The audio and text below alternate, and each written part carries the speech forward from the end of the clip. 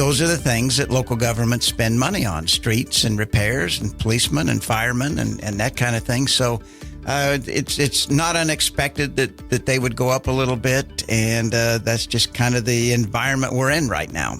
I'm Cristina Janney with the Hayes Post and Eagle Radio, and I'm speaking with Doug Williams of Grow Hayes about property taxes and ongoing building projects on this episode of the Hayes Post podcast. I've written stories before about the two things that are certain in life are death and taxes, and nobody likes to pay taxes. But if you look at the property tax, Ellis County, particularly Hayes, our mill levy is really quite low relative to other communities across the state. Even any community, I think we're third or fourth lowest across the state. And mill levy is one part of the property tax statement. The other part is, of course, valuation, and our valuations tend to be high, but not higher than peer communities. But the property taxes that we pay, they're split up multiple ways. Some goes to the schools, some goes to the county, some goes to the city, and some goes to the state and whatnot. But those are the things that these local entities use to make our community a better place.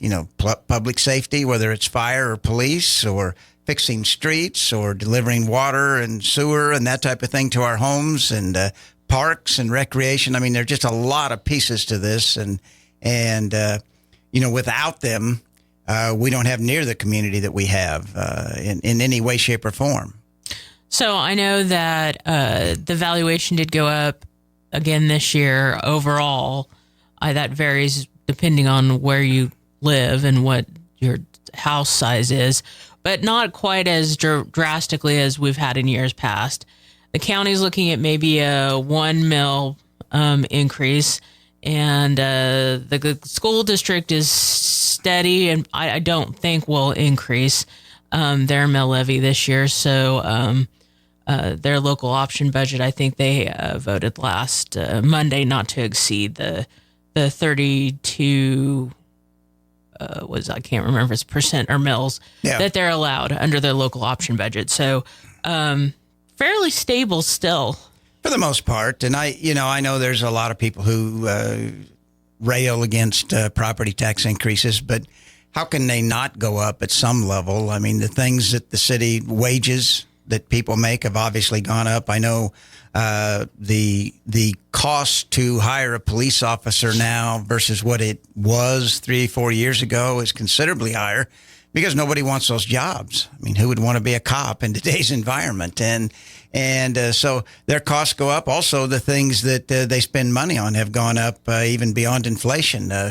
Having dealt with development, I know what cement and roads and those type of things, the materials that go into it, cost. And those are the things that local governments spend money on: streets and repairs and policemen and firemen and that kind of thing. So it's not unexpected that they would go up a little bit, and that's just kind of the environment we're in right now. Mm-hmm. Let's give us some updates on some of the projects that Grow Hayes is working on. First of all, I'm seeing real good progress as I drove by the other day at the Bob and Pat Community Center. That's going to still be open here next month. The plan is should be completed by the end of July. We're having a walkthrough and preparing a punch list, I believe, next week, kind of going over the things, but it really is coming along very well. And so I believe the Hayes Senior Center plans to occupy their space in early August. The Bright Minds Academy plans to open mid-August, I think the 18th maybe, in their location at the Bob and Pat Schmidt Community Center. And we've got some activities, starting to schedule some activities for at least September in the community areas. So it is coming along very well. Looks really terrific. It's going to be a great facility and a great asset for the community. Yeah, I'm really excited to see that completed. I've been through tours several times in that, and I think the community is really going to be proud of that. So how is the infrastructure going on the Grow, which is all around that community center? That, too, is wrapping up. The general contractor, Spore Construction, is in their final days. They're going to be demobilizing here pretty quick. Midwest Energy does need to get in. I think they're actually in there now, putting in gas lines and electrical service. The other utilities for Vive and Nextech will be in there after that, but should be wrapped up. Spore will be out of there by the end of this month for sure, and I believe the other utilities should be out of there by the end of August, meaning that we can start houses sometime in September, October, and that's the plan. There'll be 5 homes started out there, and hopefully we just keep right on building based on demand. Do you have buyers for those homes yet, or are those being built for sale later? We have interested parties, and the contractor who's building the homes out there, PwC, has agreed to start on 5 right out of the gate to get some momentum going. I'm pretty confident that those 5 will either be sold by the time they start or will sell pretty quickly, and they'll continue on and hopefully build it out. We'd like to build that out in about a 5-year period. So in order to do that, you've got to build 10 to 20 houses a year. Okay. Also, you can finally give us an announcement on the new company that's going into the microfactory. Yes, they've actually moved in some of their stuff. It's Caw Valley Engineering, which is a regional engineering firm, and they're going to set up a lab basically in that facility where they do testing of soil compaction, concrete testing, all types of things that engineering firms do. I don't understand it, but that's what they do.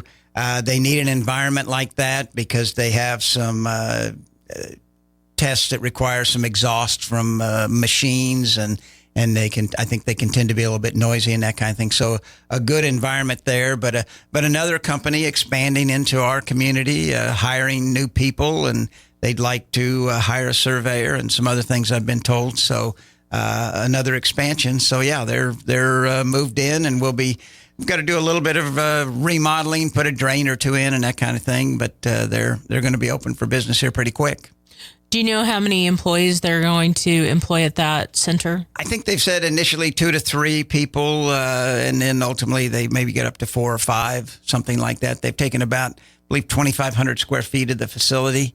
And then we've got a couple others we hope to move in certainly in August sometime. Okay, and there's still space in that facility. They just need to reach out to Grow Haze about that?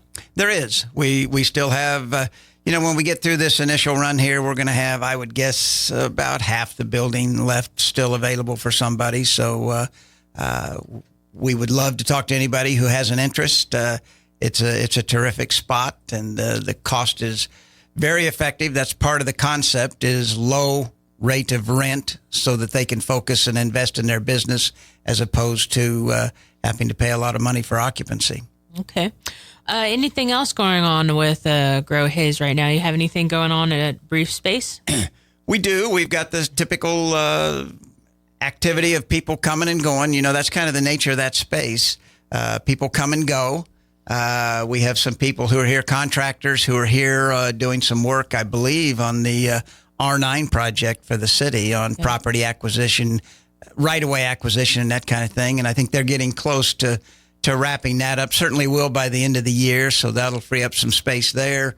We have another firm that's moving out at the end of this month, so we'll have a couple of spots open up. But the interesting thing about Brief Space, things don't stay open very long. Another group moves in, and we have some longtime tenants, and then we have some that come in for 6 months to a year and then move on. So a little bit of everything down there. But if you need office space, if you're tired of working out of your basement or your home, we've got a great alternative for you.